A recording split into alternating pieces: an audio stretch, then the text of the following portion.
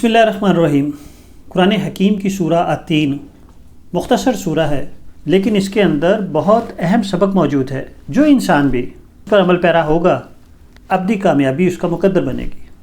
اللہ تعالیٰ آیت نمبر 4 اور 5 میں فرماتے ہیں کہ ہم نے انسان کو بہترین ساخت پر پیدا کیا، پھر اس کو سب سے نیچے پھینک دیا۔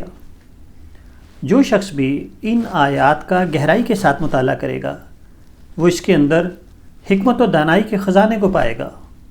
یہ حقیقت ہے کہ بذات خود اس دنیا میں کوئی چیز اچھی یا بری نہیں ہے، اور یہ بھی سچ ہے کہ ہر انسان کی شخصیت منفرد ہوتی ہے، اس کے مثبت اور منفی پہلو ہوتے ہیں۔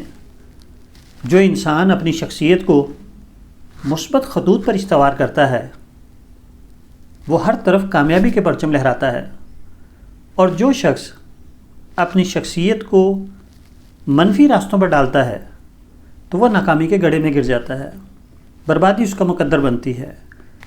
ہم انسانی شخصیت کے مثبت اور منفی پہلوؤں کو استدلال اور جذبات کے تحت بیان کر سکتے ہیں۔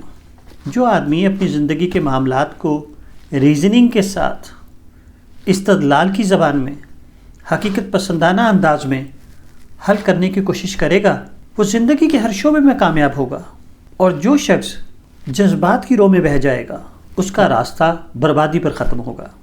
جو انسان معاملات زندگی کا غیر جانبداری کے ساتھ جائزہ لیتا ہے، وہ حقیقت پسندانہ نقطہ نظر رکھتا ہے، اس کو ہم بالغ النظر کہہ سکتے ہیں۔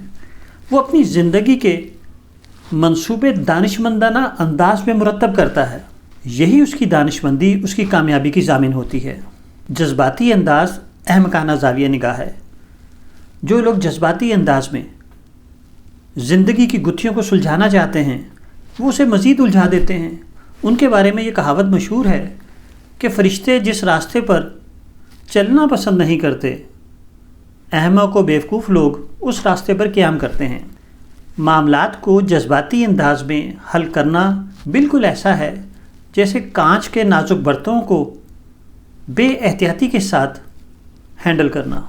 جب آپ کانچ کے برتنوں کو بے احتیاطی سے استعمال کریں گے تو وہ ٹوٹ کر کرچی کرچی ہو جائیں گے۔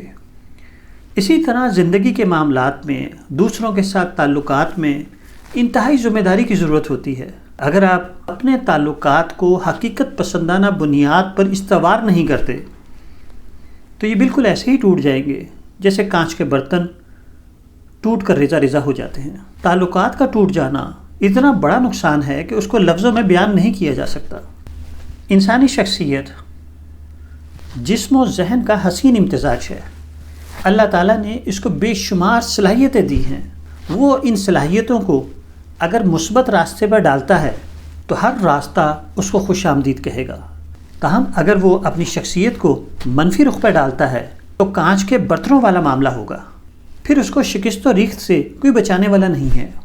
ہم مختصر کہہ سکتے ہیں کہ اگر آپ اپنی صلاحیتوں کو صحیح رخ پر ڈالیں تو آپ کامیاب ہوں گے، لیکن اگر آپ نے اپنی صلاحیتوں کو منفی رخ پر ڈالا، تعصب، جانبداری اور تنگ نظری سے معاملات کو دیکھا، تو پھر ناکامی آپ کا مقدر ہے، اور یہ کسی اور نے گڑھا نہیں کھودا، یہ آپ نے اپنے ہاتھوں سے خود کھودا ہے۔ اس دنیا میں ان گنت مخلوق ہے، انسان کو اشرف المخلوقات بنایا گیا۔ اب سوال پیدا ہوتا ہے کہ انسان کو اشرف المخلوقات کیوں بنایا گیا؟ ان مخلوقات میں انسان اس لحاظ سے ممتاز حیثیت رکھتا ہے کہ اللہ تعالیٰ نے اس کو آزادی و اختیار دیا ہے۔ یہ آزادی و اختیار ایک قیمتی اثاثہ ہے۔ جس طرح دولت کا غلط استعمال بھی ہوتا ہے اور صحیح بھی ہوتا ہے، اسی طرح اس آزادی و اختیار کا درست استعمال انسان کو بہت آگے لے جاتا ہے، اور اس کا غلط استعمال انسان کو دنوی اور اخروی دونوں ناکامیوں میں دھکیل دیتا ہے۔ لہذا یہاں وہ شخص جو احتیاط کا دامن نہیں چھوڑتا، جو معاملات کو استدلال کے ترازو میں تولتا ہے، جو دلیل کی میزان میں پرکھتا ہے، جو ریزننگ سے، لاجک سے، حقائق سے معاملات زندگی کو دیکھتا ہے اور غیر جانبدار ہو کر معاملات کو حل کرنے کی کوشش کرتا ہے، وہ کامیاب ہو جاتا ہے۔ اور وہ آدمی جو جلد بازی کرتا ہے، جذبات کے رو میں بہہ جاتا ہے، وہ دیکھنے میں تو بہت کام کر رہا ہوتا ہے، اس کے یہ غیر سنجیدہ اور بغیر سوچے سمجھے عمل نتیجے کے اعتبار سے صفر ہوتے ہیں۔